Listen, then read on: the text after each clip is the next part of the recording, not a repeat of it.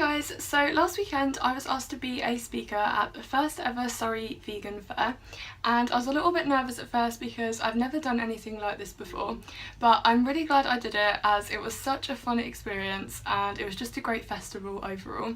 And my mum managed to record my whole speech. It was about travelling as a vegan and my top tips to make it as fun, easy and stress-free as possible. So I thought I would upload it to my YouTube channel in case any of you guys didn't manage to make the fair and would like to watch it. So here it is and I hope you enjoy it. Hello, good afternoon. Hope you're all enjoying yourself. We are. Good, good. So I'd like to introduce you to Jade Green, who goes as Jade Green Vegan. She's a vegan blogger and she's founded her own compassionate clothing line, Jade Green Vegan. And it's kind of important there because it's all about compassion, isn't it? That's what makes this all kind of the basis of it, really, for me anyway. So it's vegan 2.5 years ago, and your focus has been to inspire others to live a compassionate life. And she's going to talk about something that's actually quite dear to my heart, is how to travel as a vegan. So over to Jade. Thank you. So hi everyone, as Steve said, my name is Jade and I am a vegan blogger and I have a clothing line, and I'm here to talk to you today about travelling as a vegan and my top tips to make it as fun, easy and stress-free as possible. So first I thought I'd give you a bit of a background about myself, who I am, what I do and why I'm here talking to you today.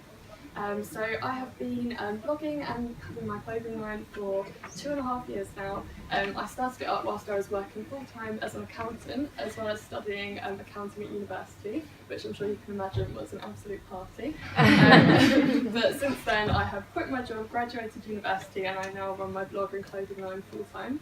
I've been vegan for 2.5 years now, and prior to that I was vegetarian for the majority of my life because I've always loved animals and it just never made sense to me to love them and eat them too. And similarly, when I found out about the dairy and egg industries, I was just kind of horrified that I've been supporting that and knew I had to go vegan.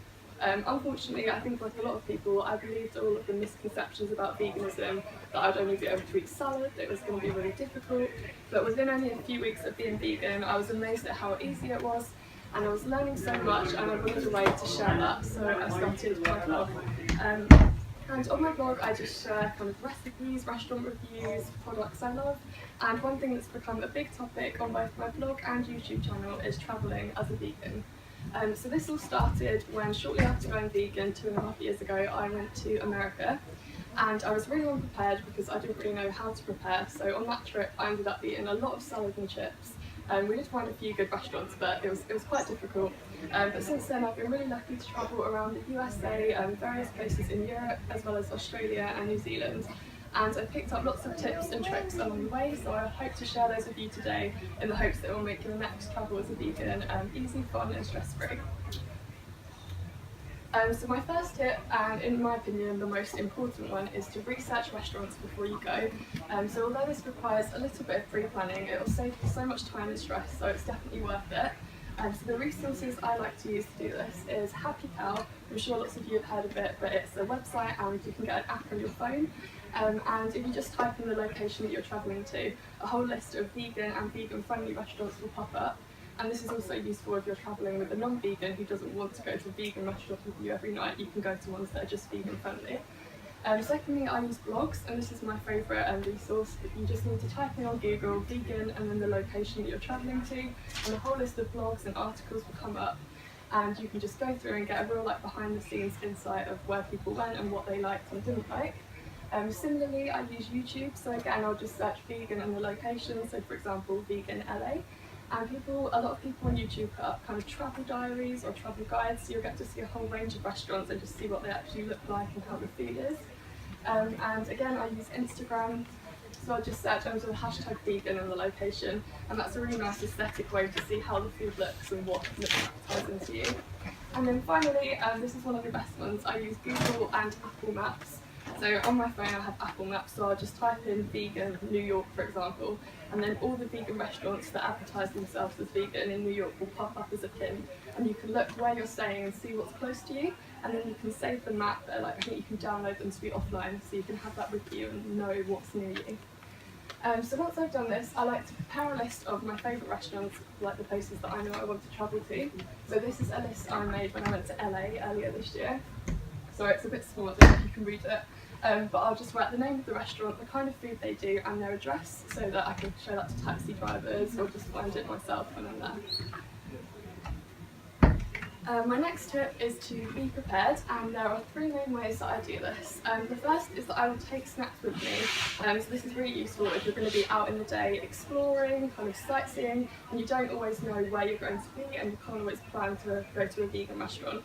So I like to take Cliff bars, but any kind of breakfast protein bar that you know is going to really fill you up or fuel you is really useful. And I take about 2 per day of the trip and just take them in my rucksack with me. And it does take up a bit of luggage room, but it's definitely worth it. And if I have room, which barely ever happens, I'll also take some just chocolate or biscuits and other snacks. The second thing I do is to do a quick Google before I go to see if there are any supermarkets or health food stores near me. That can kind of save you having to take the protein bars with you, because you know you can buy them when you're there, and again take them out with you during the day. And the final thing I do is to contact in advance both the accommodation and the airline that I'm going to be flying with. So I contact the accommodation to ask if they can veganise or offer any vegan options in their restaurant. And a lot of places, although they may not usually offer vegan options, can be quite accommodating. So when I went to Mexico, we let the hotel know in advance, and they were really great and made up a whole a la carte vegan menu for us, and they kind of did a courgette pasta, which was really good. So I think a lot of places can do that now, so it's definitely worth asking. And I contact the airline again to let them know I'm vegan, because I've yet to come across an airline that can't offer you a vegan plain meal, and especially for long haul flights you want to make sure you're not stuck without any food. So I've flown with American Airlines, who are amazing, as well as Emirates. And in 2 weeks' time I'm flying to Thailand with Qatar, and they had a list of 8 veggie options, and most of them were vegan, so it's getting better and better all the time. The third thing, my third tip, is to use a language aid. So if you're travelling to a country where you don't speak the native language, you need a way to communicate your dietary requirements. So if you feel comfortable, which I know I wouldn't, but you can learn how to say that you're vegan, which is a vegetarian with no eggs or dairy, because some cultures don't kind of understand yet, or there's not a direct translation for the word vegan. But this is what I like to do because I don't feel comfortable learning a different language, is to go on Google Translate on my phone, and I'll type in vegan, vegetarian with no dairy or eggs. So here that's translated into Italian. And then I'll just take a screenshot and save that as a picture on my phone, and then you can show it to the waiter or waitress to avoid any confusion. Or you could always just kind of write a little card down or print something out to have in your wallet and take everywhere with you. The third thing I would do is to learn the specific cultural things to look out for. So for example, in Thailand, they put fish oil in a lot of things, so even if you say I'm vegetarian, they may still put fish oil in your food. So in that case, it would be really useful to have a card to say, no fish oil please. And a simple Google search of wherever you're going will kind of tell you the common cultural things that you need to look out for. And finally, if you have an iPhone or a kind of another smartphone, Siri is your friend. It's so useful. My mum and I went to Italy and Venice a couple of years ago, and we kind of saw everyone walking around with gelato, and we were really jealous because nothing was dairy free. So we went back to our hotel, looked onto the Wi-Fi and just said, Siri, find dairy free ice cream near me, and it popped up a tiny little gelateria that had dairy free ice cream, so we could just follow the map and go and have it, and it was amazing. So the fourth thing I would recommend is, this is kind of if you don't have any particular destination you want to travel to and you just want to ensure that you have a vegan friendly holiday, there's lots of ways that you can make the trip vegan friendly. So if possible, you can choose a vegan friendly location. So PETA, I think, released an annual list of their top vegan cities in the world, and you can obviously just pick one of them, and that'll be a place with an abundance of vegan restaurants that you can visit. Alternatively, you can now go on vegan-specific holidays, which is something I found out about very recently. I know, it's so exciting. So you can go on vegan cruises now. Yeah. So if you just Google vegan cruise, I think there's 2 different companies that pop up. One goes to the Nordics, and where's the other one then? It's, sorry. You fly to Miami. Oh, Miami, and then you go around the islands. Caribbean. Yes. Yeah. There's also, I found it a couple of weeks ago, there's a vegan camping trip that goes across Route 66. So it's a great way to not only enjoy vegan food, but also meet like-minded people when you're travelling. So it's definitely worth just kind of doing a quick Google of vegan, the type of holiday you want, and see what pops up. Also, you can stay in vegan and vegetarian hotels now. So I use a website called veggiehotels.com, and they just have a whole database full of hotels that are vegetarian or vegan. So when my mum and I went to Berlin, we stayed in a vegetarian hotel called the Almodovar, and every morning they had a massive buffet, and most of it was vegan and everything was vegetarian. And it was just kind of all traditional German cuisine but veganised, so it was really cool to be able to experience that and not to have to worry every day about where we were going to eat, because knew we could have it at our hotel every day. And it was also a very vegan friendly location, so we could kind of go to a vegan supermarket, go to all the restaurants, so that was really great.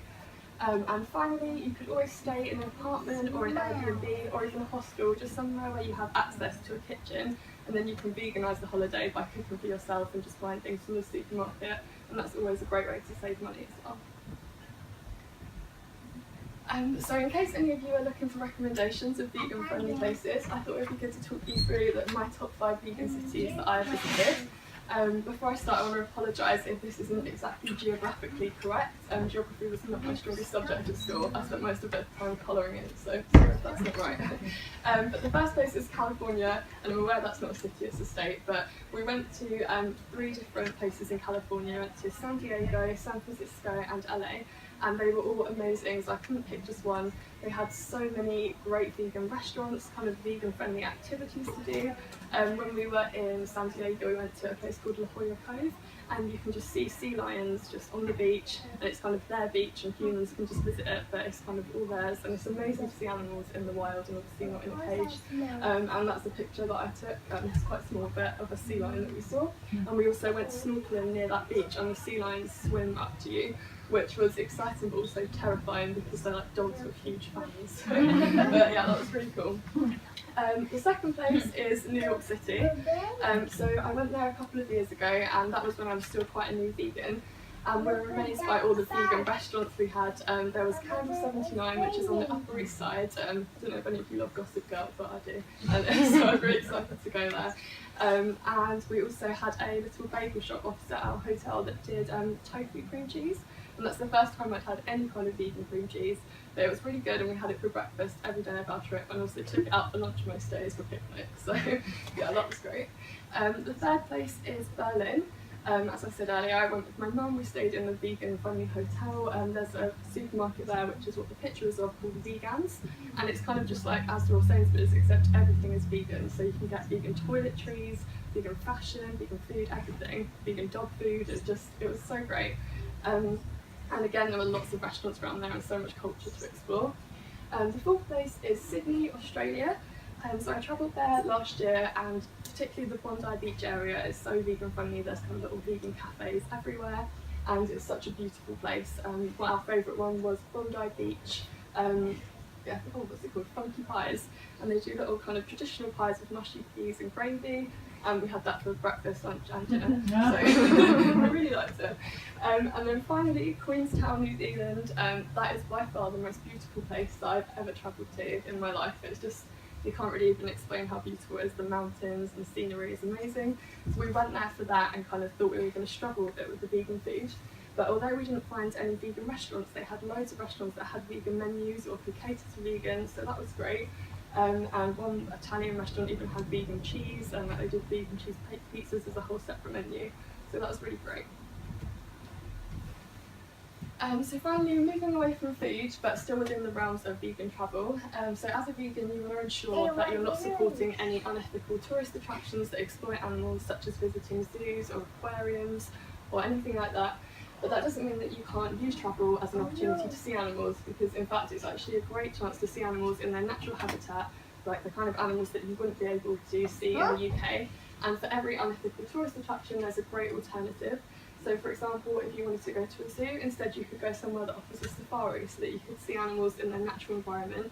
When I was younger, we went to Kenya, and we stayed like on a little safari kind of ranch, and we had a watering hole right in front of our room, so the elephants kind of came right up, and it was just so nice to be able to see them roaming free. Again, if you wanted to go to an aquarium, instead you could go snorkeling and see fish in the sea, or even sea lions. So everything that you would like to do, there's always an alternative. Even like swimming with dolphins was something I'd always wanted to do before I realised how unethical it was. But you can now go on dolphin watching tours and whale watching tours. The top picture is a whale can't really see, but it was a good view. We went to a whale watching tour in Perth, Australia, and it was just insane to be able to see these huge creatures just swimming free in the ocean. And my friend went to Malaga earlier this summer and actually went on a dolphin watching tour there, so you can kind of go to lots of different places and do these amazing things. And finally, you can always use your travels or your holiday as a chance to volunteer with an animal sanctuary or kind of an animal rescue organisation, and that's a great way to kind of give back as well as enjoying your holiday. So that is all of the tips that I've got for you today. I hope they were useful and will help you next time you go travelling. If you have any questions, please let me know.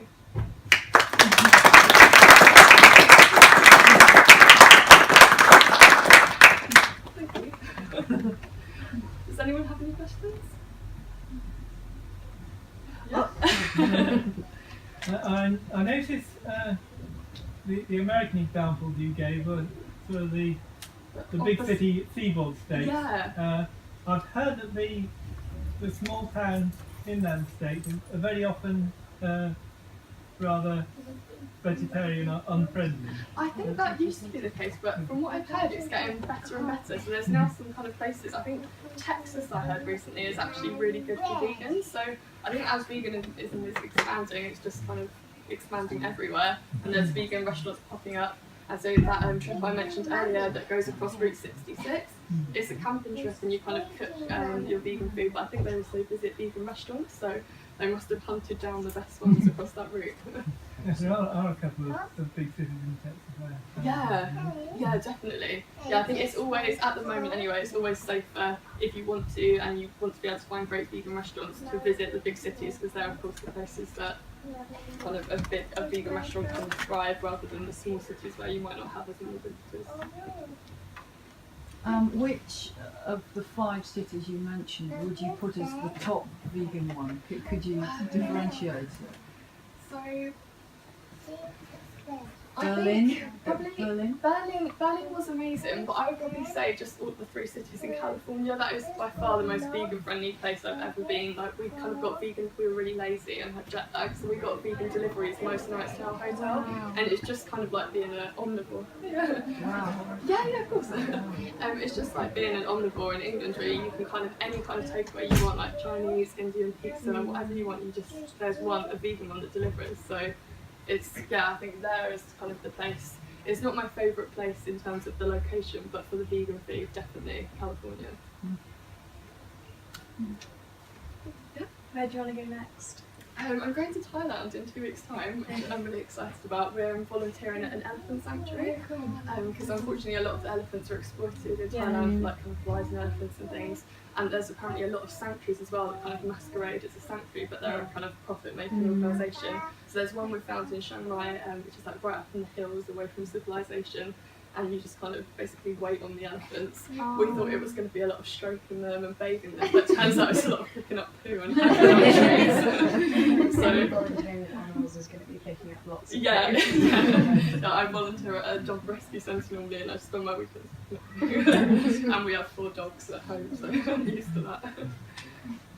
Just a tip for Thailand, if you go to Koh Lanta, there's a dog kind of home that you can volunteer at as well, and you can like take them out and walk them. It's really that's amazing. So cool. What is it called? And Koh Lanta is just beautiful. So oh wow, thank you. yeah, no, definitely have a check about it. Oh yeah, definitely. It's such a nice place, and the dogs are just lovely. Oh, that's amazing. And they have really good vegan food as well. Oh, well. Yeah, I think Thailand's Your boxes. amazing for vegans. Yeah. So yeah, I'm really looking forward to it. Oh, thank you.